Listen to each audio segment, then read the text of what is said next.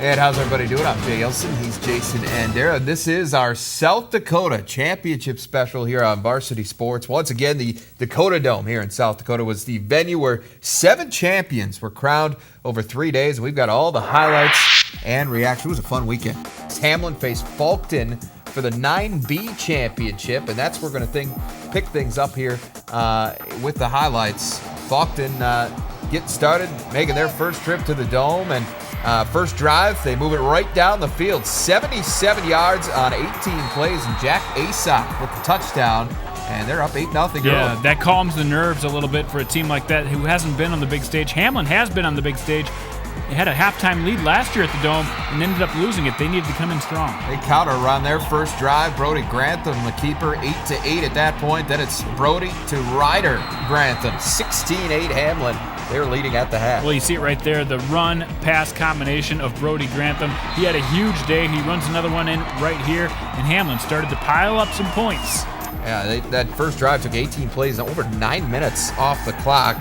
Falkton deep in Hamlin territory, but Austin Neiman gets the interception for the Chargers, and that sets this up. 2 plays later, Brody Grantham. Check out these moves here. Yeah, he's one of the top players for a reason. Look at he fakes one way, and this one right here, he really buckles the defender, and he just turns on the jets from there.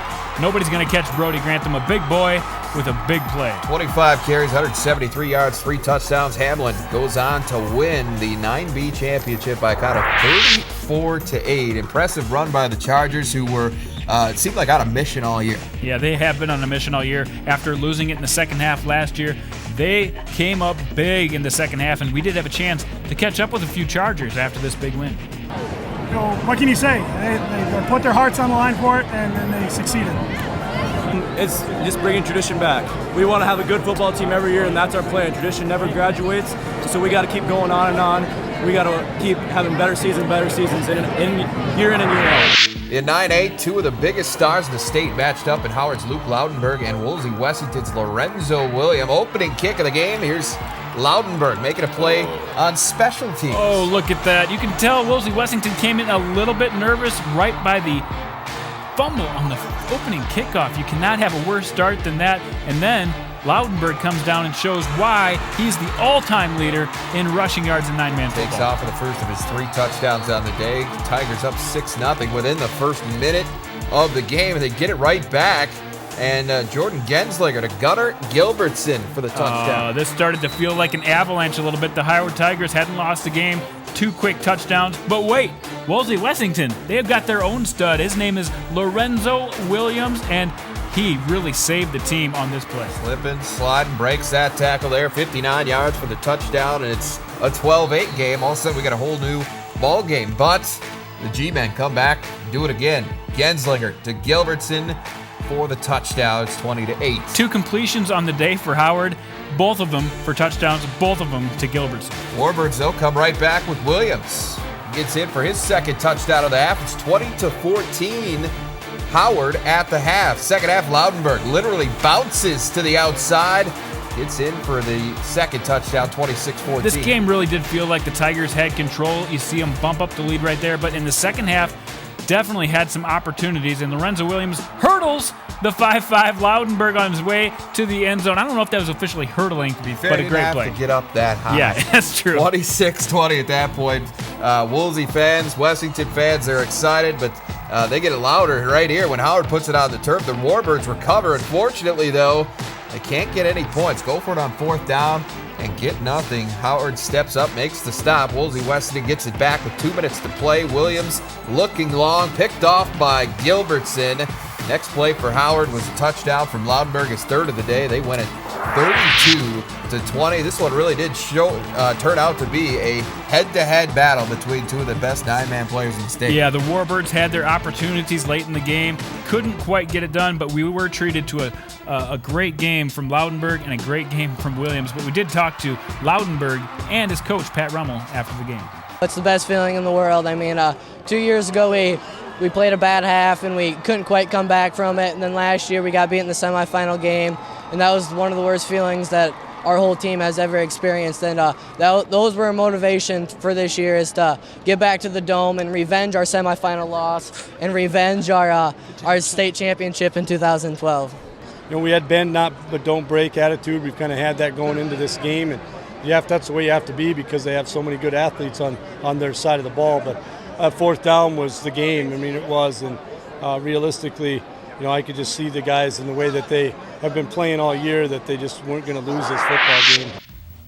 In 9AA, Gregory, after its first title since 1999, taking on Woonsocket, Wessington Springs, Sanborn Central. Gregory, little trickery early on. Robert Vamaka to Matt Campbell for the first down. Vamaka did a lot in this game. You'll see out of him on the highlights. But special teams was special with that converted fake punt and then the all-time longest field goal in 9AA history. Lucas Kirkley from 37 yards out, 3-0 Gorillas. Gregory gets their first touchdown right here. Good blocking on the play. Jonah Beck gets into the end zone, make it 9-0. Second quarter now, Tucker Kingsbury looking over the middle. He's going to be picked off by Vomaka. Takes it back 46 yards for the touchdown. Gorillas rolling up 16-0. Yeah, the Gorillas, even when the offense wasn't clicking like it has all season, you saw it from their special teams. You saw it from the defense on the pick six. But then they got mesmerized. Blackhawks get on the board. Austin Mesmer gone. Mesmerized. 60 yards, 16-8. Gregory Jandy feel pretty proud of himself right now. Gorillas look like they're going in again right here. Kurt Braun with a little shove from Beck. Stopped at the goal line. Down before the ball got across, apparently. Blackhawks can't move it, though. Owen Whitty from his own end zone. Snapped short, does what he can with it. Gorillas only have to go 12 yards. Spread it way out. Give it to Vamaka. 23-8 Gregory at the half. Third quarter. Once again, don't need long drives to score for the Gregory. They were coming up big, and you saw it at the end of the game. They got Vomaka downfield on the pass, but didn't really punch in a lot of touchdowns, but they do take the title home. Jay Vanderwerf gets in for the touchdown here, makes it 31-8, or the final score, I should say, is 31-8. Gregory over Woonsocket, Wessington Springs, Sanborn Central. Kurt Braun, 96 yards rushing, 93 passing. Feels great. We last 2 years come up real short, and it just feels awesome to finally get it done senior year. I don't know, privilege, I guess you'd want to say, to coach in a town like Gregory. After the game, people would say, well, hey, coach, that trap wasn't really working, and then you went to the option. I mean, they are that informed and knowledgeable about the sport, and they're so excited. It's been such a long time, and this town, this whole week has been just so excited and jacked up, so it's great. I mean, it really means a lot. All right, coming up later, we'll bring you a couple of games that came right down to the fourth quarter. But first, something had to give in Class 11B as both Parkston and St. Thomas More attempted to chase down their first state title. We've got those highlights next. Varsity Sports on Midco Sports Network is presented by AE Tech Electrical Training Center in Rapid City. Varsity Sports on Midco Sports Network is presented by Shields. Welcome back to Varsity Sports. It's our South Dakota Championship special. Jay Helson, Jason Andera. And Jason, we moved to Class 11B now, and Parkston and St. Thomas More faced each other in the semis last year. Parkston won that one by 3, and wouldn't you know it, a year later, they're facing off at an even bigger stage for the 11B title. St. Thomas More, of course, hoping to exact some revenge. Let's see if they got it. As we go to the highlights to the Dakota Dome for this one, Matt Eastmo, the great quarterback for St. Thomas More, wishes he had that one back, though. Picked off by David Voorhees, and Trojans get good field position out of it. They're facing 3rd and 14 here. Josh Rands to Brady Reef for 29 yards, and that would set up a Miles Semler touchdown to get Parkston on the board. Not a lot of passing for Parkston, only 35 yards in the day, but a big completion. Got him into good range there. Eastmo bounces back here as he finds Alex Keegan for 38 yards, takes a pop, and pops back up, and that led to this. Matt Eastmo for the touchdown, 7-7 after the first. Move it to the second. Parkston comes back with a 13-play drive touchdown here, 14-7 in favor of the Trojans. Back comes Eastmo again. Yeah, every time you look back, though, St. Thomas More had that passing attack clicking. Parkston hasn't seen a passing attack quite like that. How about this? Parkson moves it to the St. Thomas More 32-yard line, 50-yard field goal for Wes Dvorak. Plenty of extra room on that one, too. He's been awesome at kicking all season long. Here's Dvorak again, the third quarter, looking, directing, picked off by Cole Thurnes at the St. Thomas More 23-yard line. St. Thomas More would drive it from there, but another INT thrown by Eastmo, and it's Dvorak who gets it back. But look, he comes down with a huge cramp in his left leg. That really took a toll on him, but he was able to come back into the game, and look, he comes back and scores a touchdown after that severe cramp in his leg. Give him the touchdown just inside the pylon, makes it 24-14, 6:45 to play. Eastmo up top to P.J. Friedel. Well, they weren't done. 55 yards. It's a touchdown. It's 24-21 midway through the fourth. Every time you thought Moore was out of this thing, they would come back with a huge passing play. That one to Friedel was absolutely perfect. Another one downfield that they've got an opportunity right now to win or tie the ball game. Oh, just missed. And just their wide. chance of a championship, they're going to have to wait. And St. Thomas More, always the bridesmaid, never the bride to this point, as they lose it again. 24-21 is the final. Quite the contrasting styles in this game. Jason Parkson doing much of its damage on the ground, while St. Thomas More over 300 yards passing for Eastmo on the day, though he did throw 2 interceptions. The Trojans are the 11B champs. It's just a great feeling, and I can't wait to share this with those guys. Oh, we're really close. It's not just in this sport. We're all like together in wrestling and basketball. Man, we love each other. That's awesome.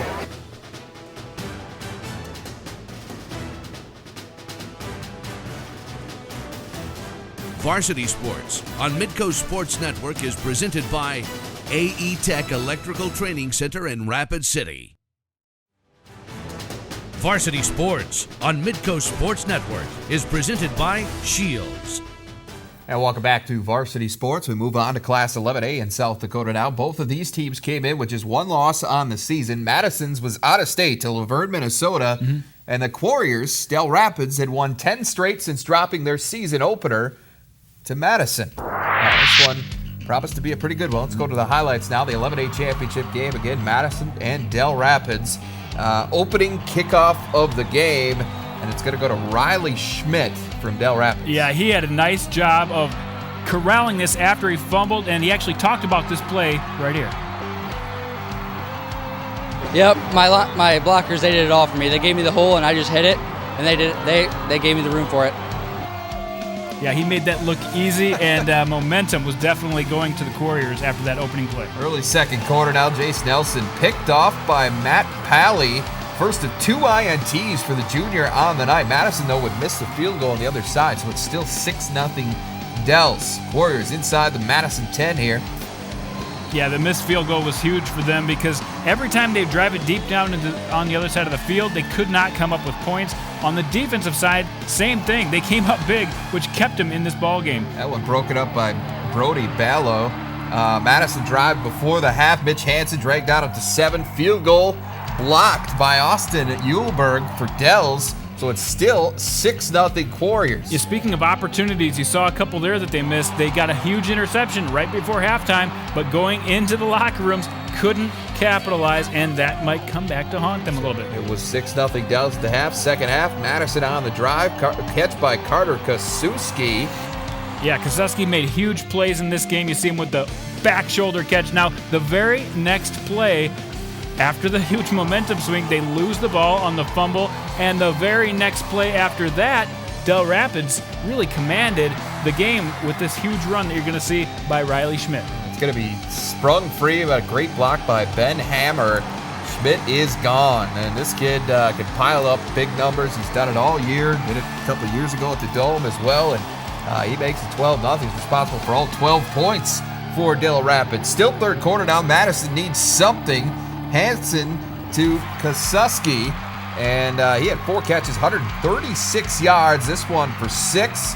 Extra point made it 12-7. Madison went on to onside kick, and they would get it, Jason. They're driving afterward. 4th and 4 at the Del Rapids 18. And Hansen goes down, hurt his left arm, did not return. Yeah, he hurt himself badly, and then they had to come down and make a 4th down stop without him. They did that, but with him injured, they had to bring in the freshman Josh Giles, who got sacked a couple times, couldn't drive the team, and Del Rapids caps it off when they need to and get another championship. Their 4th in 5 years, their 5th in 7 years, and we talked to some happy Couriers after the game.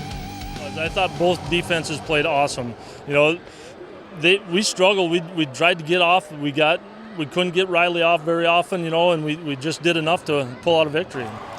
Well, Riley Schmidt's been a man all year for us, and tonight it was tough sledding for him. He had some work ahead of him, and he was beat up. You could tell he was getting up slower and slower, but he's just a great athlete and a great competitor.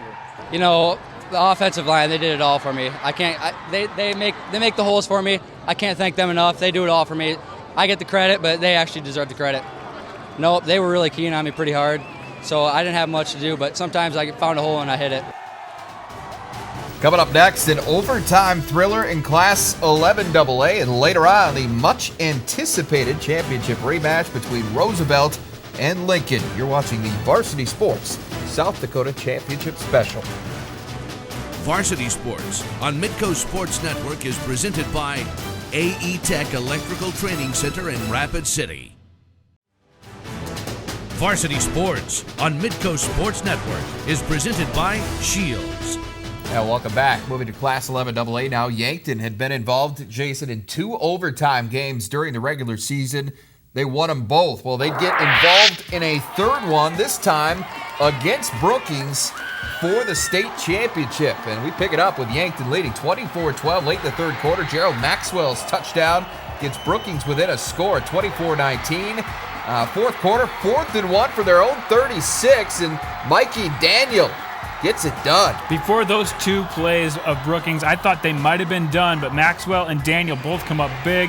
You see Daniel with his 3rd touchdown of the night, and everything was going the Bobcats' way. They had a chance to get back into this one. They went for 2. They got it. They were up 27-24. Then with 1:26 to play, Yankton, the field goal from Brady Hale, 45 yards. Oh, the great leg. And it's good, 27 apiece. Brookings still had some time left, though. Gordon picked off by Brady Hale. And we are going to go to overtime. Bucks go first. Ryan Sternhagen, touchdown. Yeah, first play of overtime gets knocked into the end zone.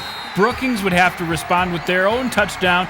They get the ball from the 10-yard line. And what do you think happens? I think they're going to give it to Mikey Daniel, Jason. They do on the second play of overtime. He fights his way into the goal line. Then a huge decision. Do you go for 1 to tie it? Do you go for 2 to win it? They're going to go for 2 and the win.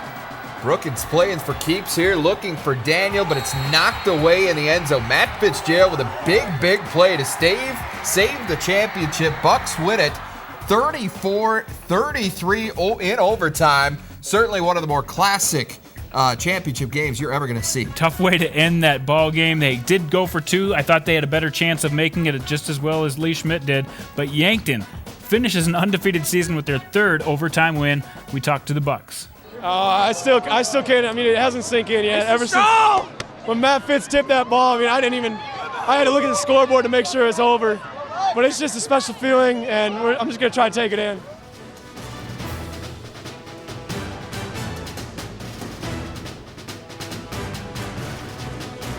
Varsity Sports on Midco Sports Network is presented by AE Tech Electrical Training Center in Rapid City. Varsity Sports on Midco Sports Network is presented by Shields.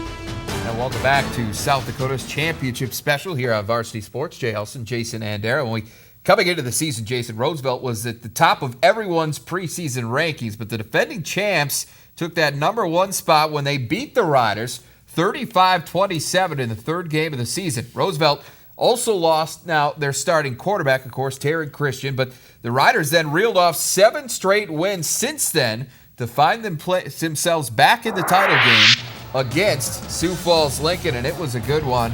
We're going to pick things up in the second quarter. Still scoreless. Lincoln capping a 13-play, 80-yard drive with Lucas Heitkamp up the middle for 34 yards. Yeah, after a scoreless first quarter, it was going to be interesting to see who would get on the board first, and it was Lucas Heitkamp. Ensuing Roosevelt possession after Jake Bear set him up with a big kick return. Jet through to Chase Vinatieri for a 27-yard score. 7-7 with 5 minutes to go in the half. Thune 5 for 5 passing in that first half. Plenty of time, though, for Lincoln. Another 80-yard drive. Isaiah Roach to Lee Ransom for the big gain. That led to a Braxton Large touchdown, and the Patriots took a 14-7 lead into the break. You see that balance, that pass, that run, it was working together for Lincoln. They've done that all season long. Third quarter opening drive for the Pats. Large hits pay dirt again, this time from 18 yards out, 21-7. Lincoln thought maybe the Pats were starting to pull away here, but hold on a minute. Fast forward to the fourth. Here come the Riders on 3rd and 13. Thune sets up the screen for Bear, and he does the rest. That makes it 21-14. with 7 minutes to go. All of a sudden, a one-score game. The Riders are riding down the field once again. Roosevelt nearly pulls even a few minutes later. It's 4th and 5 from the 6, but Chase Vinatieri can't hang on. It was a perfect throw. Yeah, he got separation on the defender. He made a nice throw to his front shoulder, just couldn't come down with it. He comes up with that almost every time. And Lincoln just trying to run out the clock from there, and this works even better. Braxton Large breaks it loose. 91 yards for the touchdown, and that one sealed it. Lincoln wins its second straight 11 AAA championship, 28-14. The Patriots have now won 22 straight games, Jason. Long way removed from those stinking Lincoln days. Yeah, the Pats are really almost on the brink of putting a dynasty together in a town that is filled with great Sioux Falls teams. But Patriots have reason to celebrate after this one. Especially this senior crew, man. They've just hung together. Most of these guys didn't play last year. They sat around and waited for their time. And they were just as happy last year for the seniors, you know, when we won, than the seniors were. And then they knew that it was their time. We knew going in that we were going to be a really good team. Everyone thought that we lost a lot, which we did last year, but we all knew we had weapons coming back, and tonight we showed that coming out in the second half, dominating, I thought, in every aspect of the football game. While I was running that ball, all I could think was I'm a state champ, and I was so proud of everybody that's been a part of this program, that's been part of the state championship. I'm just proud of every single one of them.